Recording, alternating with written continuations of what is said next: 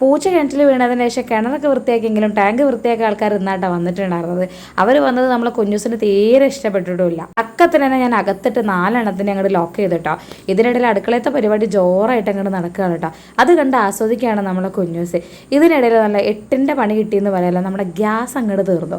വല്ലപ്പോഴൊക്കെയാണ് ഞാൻ അടുക്കളയിൽ കയറുക. അതുകൊണ്ട് ഗ്യാസ് കഴിയാറായതൊന്നും ഞാൻ അറിഞ്ഞില്ല കേട്ടോ. ഏകദേശം പണിയും കാര്യങ്ങളൊക്കെ ഒതുങ്ങിയെങ്കിലും കുഞ്ഞൂസിൻ്റെയും ഏട്ടുവിൻ്റെയും പാർട്സ് വേവിക്കാൻ വെച്ചപ്പോഴാട്ടോ ഗ്യാസ് കഴിഞ്ഞിട്ടുണ്ടായിരുന്നത്. ഇനിയിപ്പോൾ എന്താ ചെയ്യാന്നൊരു പിടുത്തമില്ല. ആർക്കും ഒന്നും അറിയണ്ടല്ലോ, ഞാൻ മാത്രം അറിഞ്ഞാൽ പോരെ. പിന്നെ ഞാൻ പുറത്തത്തെ അവസ്ഥ എന്താണെന്ന് പറയാൻ പുറത്തിറങ്ങാൻ നോക്കിയപ്പോൾ തന്നെ എൻ്റെ കൂടെ ഇറങ്ങാനുള്ള പരിപാടിയായിട്ട് കുഞ്ഞൂസ്. ഏകദേശം പണിയും കാര്യങ്ങളൊക്കെ കഴിഞ്ഞുകൊണ്ടിരിക്കുകയാണ്. മൊത്തത്തിൽ അങ്ങോട്ട് വൃത്തിയാക്കാം കേട്ടോ.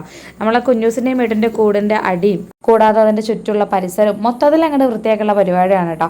നമ്മളിപ്പോൾ കുറച്ച് കാലത്തോളമായിട്ട് അവർക്ക് യൂസ് ചെയ്യുന്ന ബെഡ്ഷീറ്റും കാര്യങ്ങളൊക്കെ ഉണ്ട്. അതും ഈ കൂട്ടത്തിൽ അങ്ങോട്ട് കത്തിച്ച് കളയാം കേട്ടോ. ഒരു ബെഡ്ഷീറ്റ് മാത്രമേ നമ്മളവിടെ വെച്ചിട്ടുള്ളൂ കേട്ടോ. ഇനി ബാക്കി ബെഡ്ഷീറ്റും കാര്യങ്ങളൊക്കെ ഇവർക്കായിട്ട് പുതിയതൊന്നും എടുക്കണം. എന്തായാലും റമദാനല്ലേ, മൊത്തത്തിൽ അങ്ങോട്ട് കളറാവാന്നേ.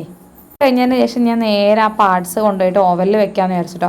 കുറച്ച് വെന്തിട്ടുണ്ട്, എന്നാലും നന്നായിട്ടൊന്ന് വേവണമല്ലോ, പാർട്സ് ആണല്ലോ. കൂടുതലും കരളായതുകൊണ്ട് തന്നെ അത്ര വലിയ ബുദ്ധിമുട്ടുണ്ടാവില്ല തോന്നുന്നുണ്ട് കേട്ടോ. ഞാൻ ഉണ്ടാക്കുന്ന നേരം ക്ഷമയോടുകൂടി 2 എണ്ണം അവിടെ ഇരിക്കുന്നുണ്ട് കേട്ടോ. കുഞ്ഞൂസിന് നല്ല ദേഷ്യം വരുന്നുണ്ട് അവളിട്ട് കളിപ്പിക്കുന്നത് കണ്ടിട്ട്.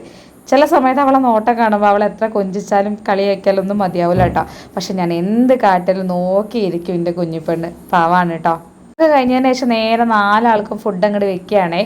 കുഞ്ഞൂസിനും മേട്ടോനും ഞാൻ പാർട്സും കാര്യങ്ങളൊക്കെ വെച്ചിട്ടുണ്ടെങ്കിലും അതിൻ്റെ വെള്ളം മാത്രമാണ് ഞാൻ ശങ്കരനും ശങ്കരിക്കും എടുക്കുന്നത് കേട്ടോ. അതങ്ങോട്ട് കുഴച്ചങ്ങോട്ട് കൊടുക്കും കേട്ടോ. നല്ല പരുവത്തിൽ കുഴച്ച് കഴിഞ്ഞാൽ അവർക്ക് കഴിക്കാനും സുഖമായിരിക്കും. അങ്ങനെ ഇരിക്കുമ്പോഴാണ് കംപ്ലീറ്റ് അവർ വടിച്ചങ്ങോട്ട് കഴിക്കുക. ഞാൻ അവരുടെ പാർട്സ് മാത്രമല്ല ചോറും നന്നായിട്ട് വേവിക്കാറുണ്ട് കേട്ടോ. കൊതിച്ച് നിൽക്കുകയാണ് എൻ്റെ കുഞ്ഞൂസ് അവിടെ. അധികം നേരം നിൽക്കാനൊന്നും ക്ഷമയില്ല. പിന്നെ നേരെ അവർക്ക് അങ്ങോട്ട് ഫുഡ് കൊടുത്തിട്ട് ഞാൻ പുറത്തേക്ക് ഇറങ്ങിയപ്പോഴേക്കും അവിടുത്തെ പണിയും കാര്യങ്ങളൊക്കെ ഏകദേശം സെറ്റായിട്ടുണ്ട് കേട്ടോ. അതിനിടയിൽ എൻ്റെ സുഹൃത്ത് അമ്മ ഒന്ന് വിളിച്ചിട്ടുണ്ടായിരുന്നു കേട്ടോ, അവൾ വരുന്നുണ്ട് എന്ന് പറഞ്ഞിട്ട്. പിന്നെ ഒന്നും നോക്കിയില്ല, നേരെ പണി സടപടയാ തീർത്തിട്ട് ആദ്യം പോയി ഞാൻ 4 പേരെ അങ്ങോട്ട് കൂട്ടിലാക്കി കേട്ടോ. കാരണം അമ്മൂന് ഇവരെല്ലാവരും ഭയങ്കര പേടിയാണ് കേട്ടോ. നൈലൂരാണെങ്കിൽ ശങ്കരനെയും കാണാനുള്ള ഭയങ്കര ആഗ്രഹമുണ്ട്. ആഗ്രഹത്തിനൊത്ത പ്രകടനം ആൾ കാഴ്ചവെച്ചിട്ടില്ലെങ്കിലും പറഞ്ഞിട്ട് കാര്യമില്ല, കുട്ടിയല്ലേ, പേടി ഉണ്ടായിരിക്കുമല്ലോ. ഒരു ഗ്യാപ്പ് ഇട്ടിട്ട് തന്നെ നൈലു നിന്നിട്ടുണ്ടായിരുന്നു കേട്ടോ. പിന്നെ ഞാൻ അവരെ പുറത്തിറക്കാൻ ശ്രമിക്കുന്നുണ്ടെങ്കിലും അമ്മ സമ്മതിക്കാത്തതുകൊണ്ട് ഞാൻ നേരെ അവരങ്ങോട്ട് കൂട്ടിലാക്കി കേട്ടോ.